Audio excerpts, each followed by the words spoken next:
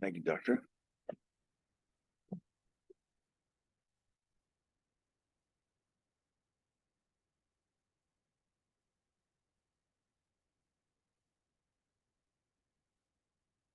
Okay, just to go over some basic housekeeping. Tuesday will be the Walker Spring Connect. There will be no class that day. This will be the ending of our lectures for the next test coming up on Thursday. Same form of test, be 30 questions, multiple guess from both chapters, 4 and 5. And then, of course, we'll have about 7 essay questions. You choose 4, might be 6. I have to look it up. Anyway, and then about 3 bonus questions worth 2 points apiece. So I haven't looked, by the way. So the position papers, who said they agreed with the position? Okay, so good. What was your reasoning behind the agreement? The thing that I focused on was talking about the environmental aspects. And I referenced there was an article talking about Tesla and how when they are able to reuse battery parts, it's a lot better for the environment rather than just recycling them. And that's a very much an idiosyncratic capability. I mean, it's a very unique thing to know the proper way both to dispose and recycle batteries. So that's very good. Anyone disagree? Any group disagree? Well, it doesn't matter. I mean, whether you agreed or disagreed, it's all about the arguments. You know, I mean, to me, to be able to express yourself, to be able to logically argue your position is really what I'm wanting. So I've given A's away for agreeing with them and disagreeing. So good for you. The vertical market idea, the concepts really just come down to, is the item so unique and specialized that it requires some unique knowledge? So very good, very good. So I'll have those graded by the weekend, and you should see the grades on Monday. If you need anything before the test, please just give me a holler. And so this will be the last part that we'll have that'll be on the test. And we're ending up with dual distribution. So we talked about the channel decisions that we are required to make that have to do with intensity, which are the number of outlets that you have available for your goods. We talked about the type, which is the different outlets that you can have depending on which market segments you're trying to go after. And then the last of dual distribution. When I was in my 20s and 30s, I had friends of mine in Mississippi who came to North Carolina and shopped for their furniture. North Carolina was known as I guess you would say, the place where you go get your furniture in the United States. There are still manufacturers in Hickory that will make annual trips down to Florida to deliver goods. So it's not the industry that it once was, but it still is. It's a pretty strong industry. And they would have, like Broyhill would have a unique way in which they would sell. You could either go to a Broyhill authorized dealer, or you could go actually to the Broyhill plant itself, and they had what was called a company store. So you could actually see the goods that Broyhill was selling, and you would actually buy them right out of Broyhill's manufacturing plant. And this is what's known as dual distribution. So dual distribution is when you go to the market with third parties in a traditional horizontal method, and when you have your own distribution divisions as well. It's kind of like having a vertical market and a horizontal market all at the same time. Dual distribution can be fraught with danger, especially when it comes to relationships between channel partners. And what is the reason why?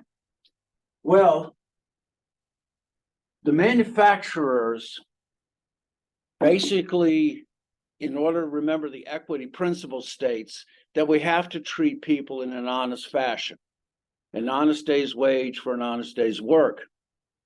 We treat each one equally, or we will have difficulties with what's called distributive and procedural fairness or justice. We have to at least believe that everyone is the same below us.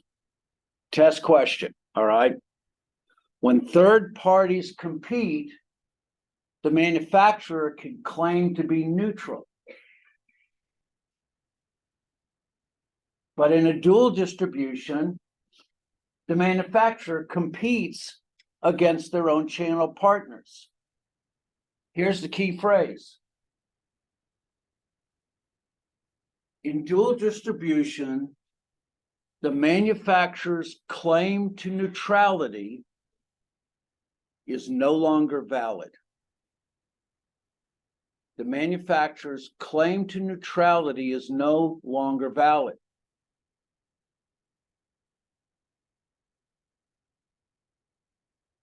When the manufacturer sells directly to consumers, you compete directly with your own channel partners. When we were selling Columbia Data Products and they went out of business, we decided to pick up Hewlett Packard as being our third-party distributor. Well, Hewlett Packard they were out in New Orleans, and we lived in Lafayette, but Hewlett Packard also had salespeople that roamed the state. And I will never forget the day that I was sitting outside Women's Hospital in Lafayette, waiting to give a presentation, and the Hewlett Packard rep was sitting right next to me, about to do the very same presentation with the very same goods. And so that is the danger that happens in the dual distribution kind of environment. It, by its very nature, it is fraught with conflict. And there has to be very unique circumstances where this will actually pay off. So it actually can, however. So let me just show you something. Okay. In 1982, the Bell system was filed against antitrust violations in which they were going to have to compete just like everyone else. The Bell system in the United States was a government regulated monopoly. There was only one Bell system. There was only one telephone system. All of those were subsidiaries of one main company. Well, in 1982, the federal government said that they all have to split up. The Communication Act of 1986 also gave other companies the right to sell third-party equipment. And so we all started to see a mad rush of communications equipment sold by many other people. What it also meant was, or what happened is, many of the people who worked for the Bell system started splitting up and leaving the Bell system and started creating unique specialized packages for unique industries. These groups became what are known as value-added resellers. Okay, so they in essence became partners with AT&T, but they offered unique specialized solutions. So you had one group that would work solely with banks, and they understood what banks needed in that particular industry. All around, you can just basically state them all over the place. I had a friend of mine who got ridiculously rich during the 80s because of this, and he did quite well. He worked with AT&T, he started his own corporation. They were bought by WorldCom. WorldCom blew up, and now we're back to where we are now.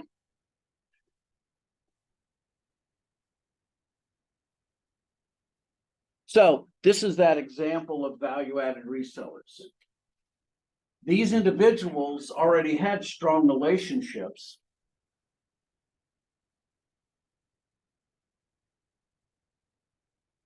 And there was so many chances for dysfunctional conflict, especially when you're dealing with AT&T and then you're also trying to deal with a value-added reseller. And the only way that you didn't see any subterfuge happening was quite simply the federal government was sitting on top of AT&T saying, you got to play fair.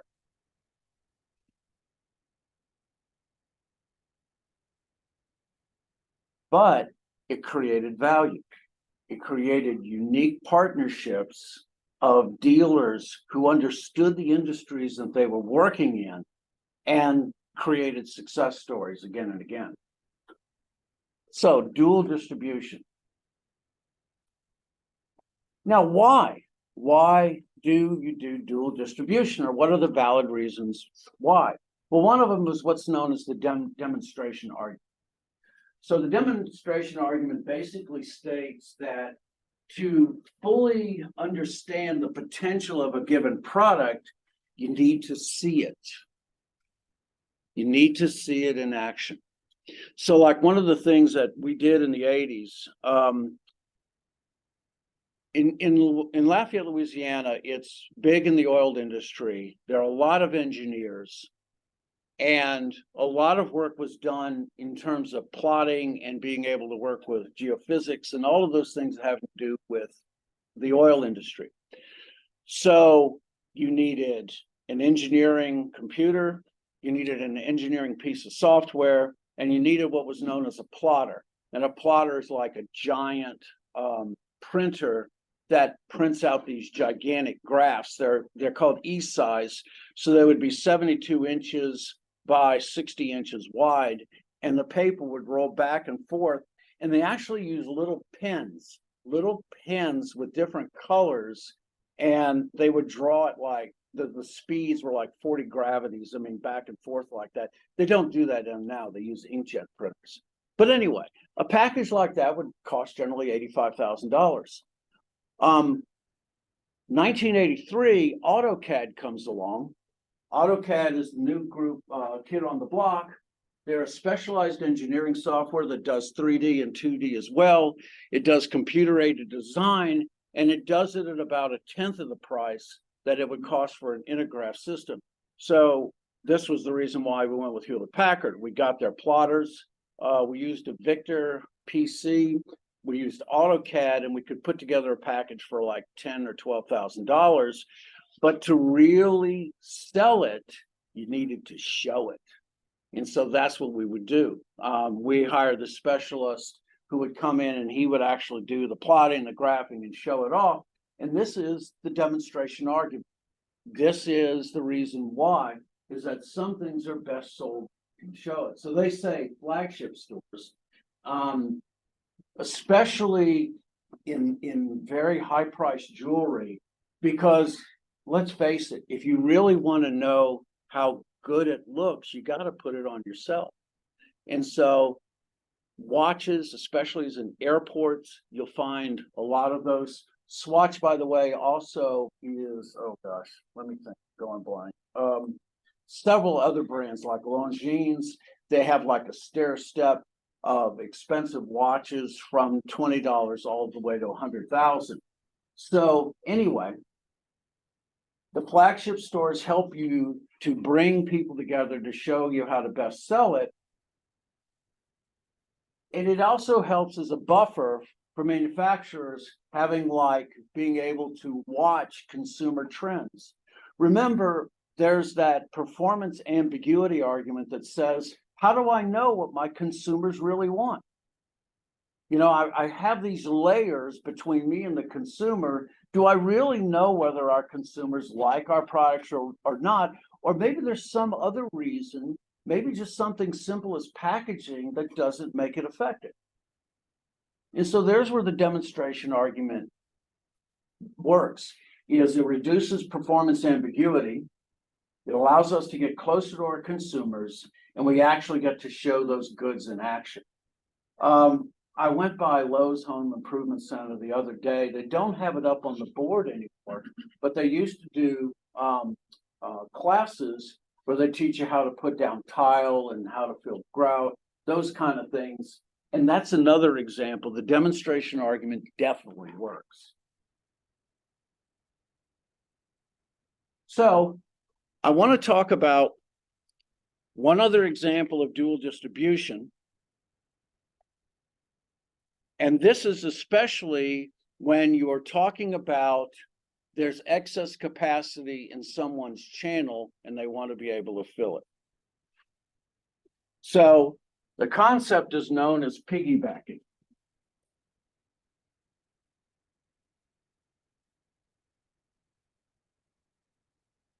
Piggybacking, all right? So I'm Pfizer in the United States. I have outlets to thousands of stores in the US. I sell generally prescription medications, but my general partnerships are with pharmacies and others that do things beyond just merely being pharmaceuticals, beauty products, holistic medicines, all of those. I have excess capacity, but I need to find a way of being able to fill that, but I don't necessarily have those products. So I am a holistic medicine manufacturer in South Korea or India or anywhere else. I might have ginseng or any of the other homeopathic medicines, and I want to find my way into the United States, but I don't have the proper visas and all of the proper paperwork to make that happen. So this is what piggybacking is. We have two people in the piggyback. One of them is called the carrier. All right, the carrier.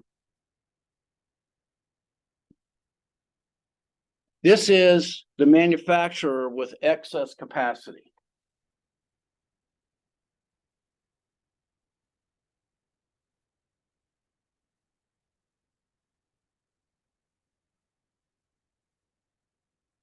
Excess capacity in their channels, okay?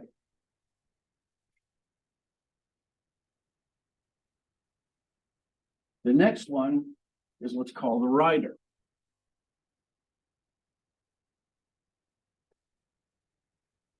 The rider is the firm that needs distribution. The rider is a firm with a product that needs distribution.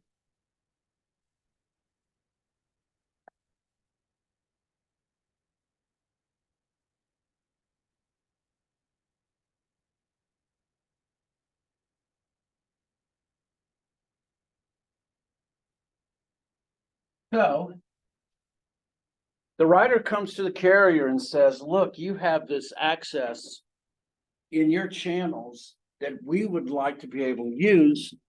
We have products that are similar to yours, because that's another thing that's important, is that the product categories are similar.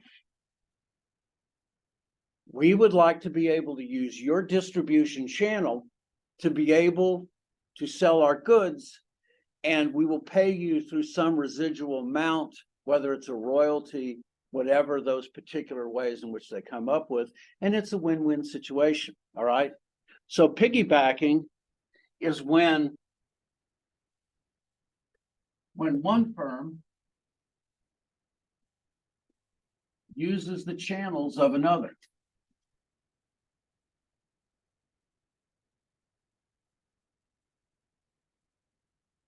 And it's in a very synergistic way.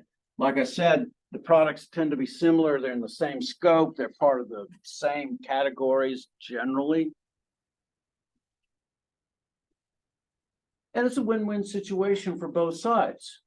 The carrier gets to be able to use that excess capacity that's basically not going anywhere, and yet gets to use it to its maximum. The rider finds their way into new markets where they may not have necessarily been able to be, and everybody wins, okay? Now there's one other way that's called reciprocal piggybacking. Ouch.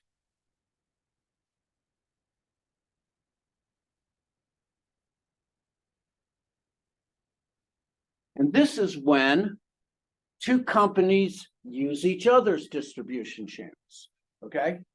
Two companies mutually use each other's distribution channels. So what's an example?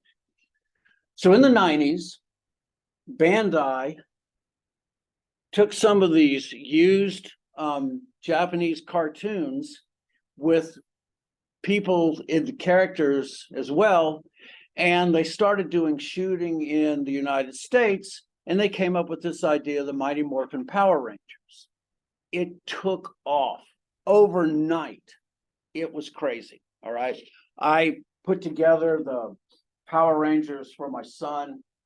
There was like 1,200 stickers on it. I worked from midnight to 5 a.m. putting all those stickers on that machine. Anyway, but Bandai all of a sudden had a hot item on their hands, and they didn't have distribution in the United States. So Bandai goes to Mattel, knocks on their door and says, look, we want to be able to get into the US. Would you distribute our products for us? And Mattel says, hey, that's interesting. That's a funny idea, because we've been trying for decades to be able to get into the Asian markets. Let's make a deal. And they did. So Bandai, through Mattel, started selling their goods to North and South America, North America and South America, and Mattel started selling their goods into South Korea, Japan, and the Asian countries. Enormous success. Eventually, Mattel even builds a factory in Japan, and all of this happens because of reciprocal piggyback. And this is when two manufacturers use each other's channels. That's reciprocal piggybacking. Piggybacking generally is when you have a carrier rider where it's just in one direction. Okay, it works. Great success, and it continues to this day.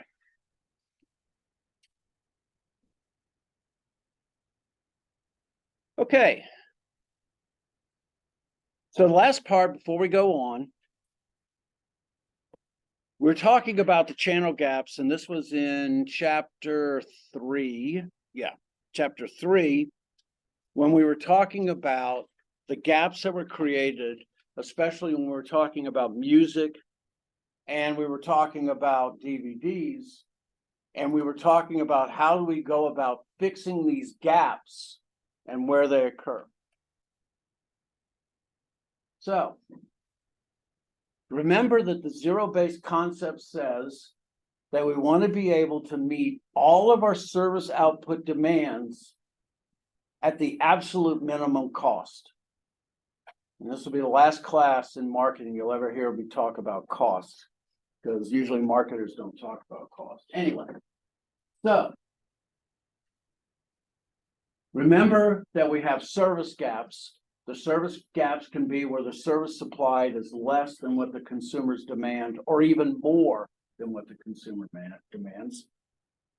The cost gaps, which only go one way, which is quite simply, it's too expensive for what we're doing.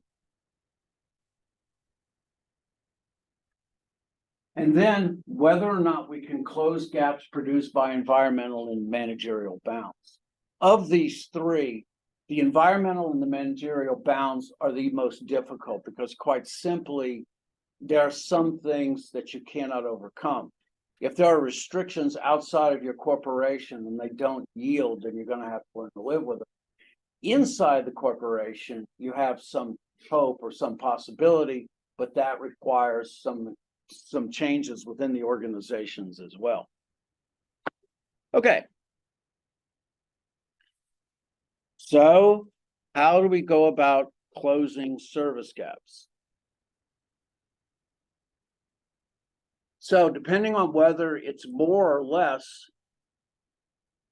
the first thing that we can do is we can expand or retract the level of service outputs that are provided. So what Walmart did when they came up with their order online, pick up at the curb, was that they expanded that level of service output to come up or to satisfy a whole different market segment. And these were parents who had children who did not want to come into the store. You could also, in terms of the service outputs, reduce what you have as well. So once again, the blockbusters of the 90s we're being stalked at this very moment by a corporation. First by Netflix and the second by Redbox. Many of us may not remember or even know that Netflix started as a DVD service, okay? I mean, you used to mail your DVD, they would mail it to you, you'd get it, you'd keep it as long as you wish, and then you'd mail it back. And that's the way it started. In 2004, before there really was an infrastructure to support it, they started streaming. And now streaming is like 90% of 95% of Netflix's business now. I can't remember. They're one of the few streamers that actually has come up with a successful model. The interesting thing is the most successful models now are the ones that are the Sato-free ones with commercials that have started to repackage the older shows, and they're the ones that are kind of making a fortune. Interesting, all right? Whereas some of the others are, are having their issues. And so you can expand or retract the level of service outputs that you need. The next, what you can do is keep them, but you can provide a menu of service outputs. And so instead of basically forcing everyone to go in one direction, you keep what you have existing, but you offer different price points, different menu items, which ones consumers choose. Interestingly, buy online, pick up in store, which is kind of a relatively, I wouldn't say new phenomenon, but it's kind of came in the 2020s. Buy online, pick up in store was first talked about in 2007. Started doing a little research on that. And I found that the omni-channel gradually was leading to the buy online, pick up in store, but it didn't really hit its stride until COVID came. And it burst onto the scene, and now buy online, pick up in store is something like 15 to 20%. It's a substantial amount. Now realize what it does for like a Walmart or anyone else. It requires an individual to go out to the shelf, pull those items off and put it in a special location. It reduces the average profit margin by 15 to 30% because it requires one individual to do that work. And yet, if we don't do it, consumers will go somewhere else. So if I have someone come in the store and they're going to come pick something up, what would I do to keep them around a little bit longer? They're in my store. They're picking something up.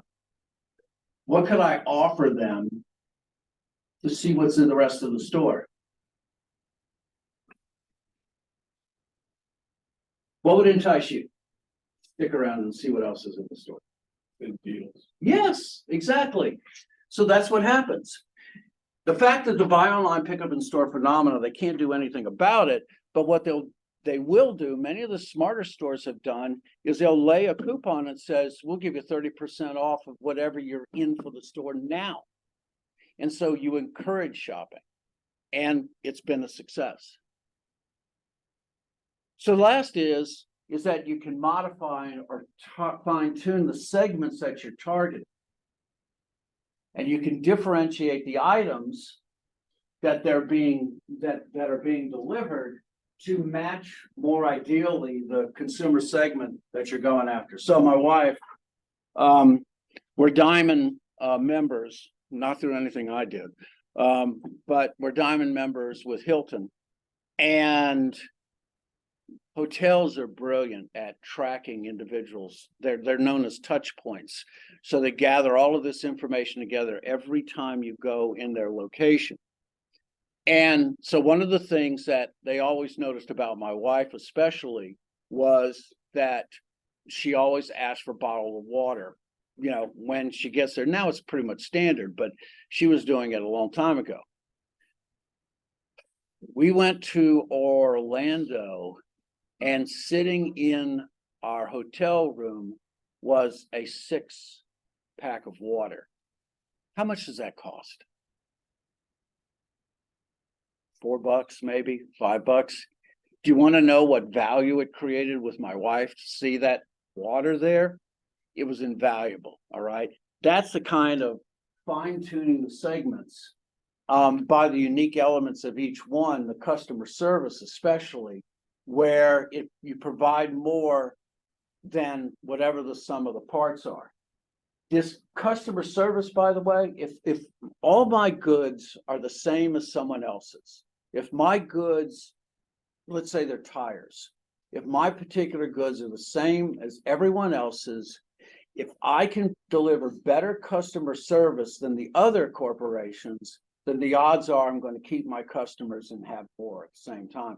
So I went to Sorry, I just didn't want to run. go ahead.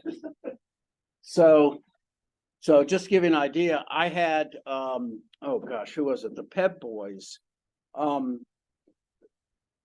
We were in New Orleans. We had just had gone on a trip. We got back, my car tire was flat. It was a Sunday afternoon. I didn't know what to do. I inflated the tire and I drove to Pep Boys in Metairie, which is like 20 miles, the CBD. Anyway, so I sat there for 2.5 hours. They fixed my tire and they charged me $14. Now, do I ever hesitate to tell anyone that story over and over again? It was a Sunday. I was a tourist. They could have gypped me at any point, and they only charged me just for the service time to do it. You know, what can I say after that? But repeat the story again and again. So, closing service gaps, these are the multiple ways that we can do it. Cost gaps, remember this, cost gaps only go one way.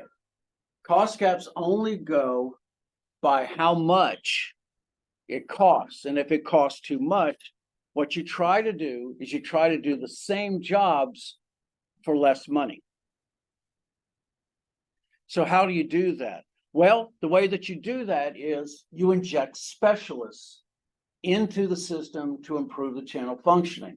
So these are the specialized intermediaries that I talked about, the middle group. These are individuals that do one job and they do that one job very well. And they do it at a substantial discount because they have the economies of scale on their side. So this is the example of like a Westinghouse Financing or a GE Capital, the individuals who all they do in essence is provide the money to be able to get these things done. That's an example. The other one that I gave you is that when doctors started selling their accounts receivable to third parties and let the third parties do all of the work that's required. Thank you. So that is an example of closing cost gaps. Generally, that comes into increasing the number of channel intermediaries. This comes back from chapter 1. The more members in the channel system, the greater the chances of having an efficient channel. When the channel demands more specialists, we're talking about a more efficient channel. And so in closing channel gaps, we want to be able to invest in new distribution technologies. The danger is plugging the wrong gaps. Okay? The danger is trying to fix something that doesn't need to be fixed. The example is CDs, all right? They brought a new technology in, but they didn't think about what they were doing in the process.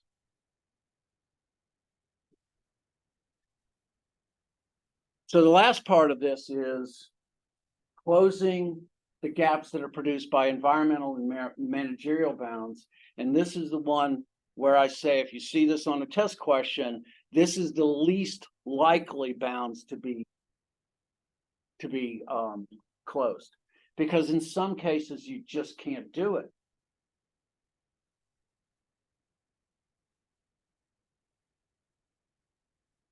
And realize that sometimes the cost to do it is just simply prohibitive.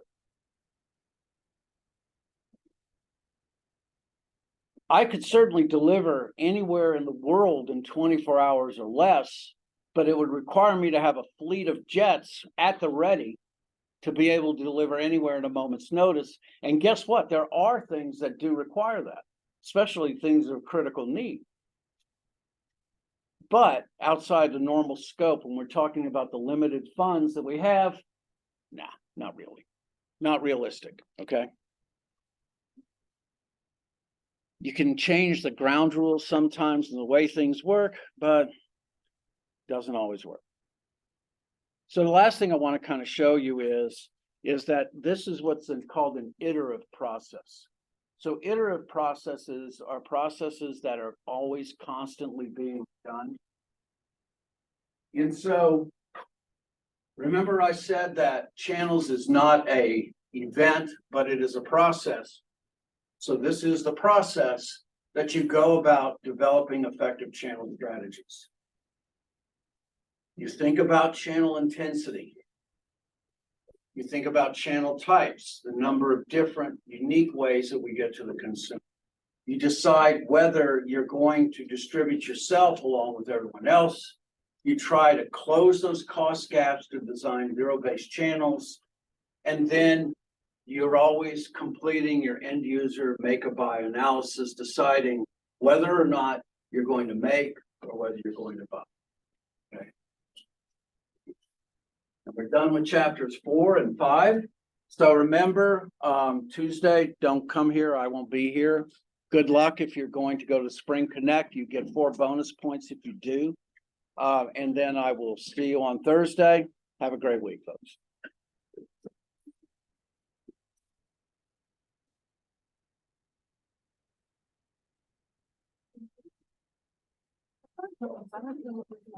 I don't get about getting a bonus points for game.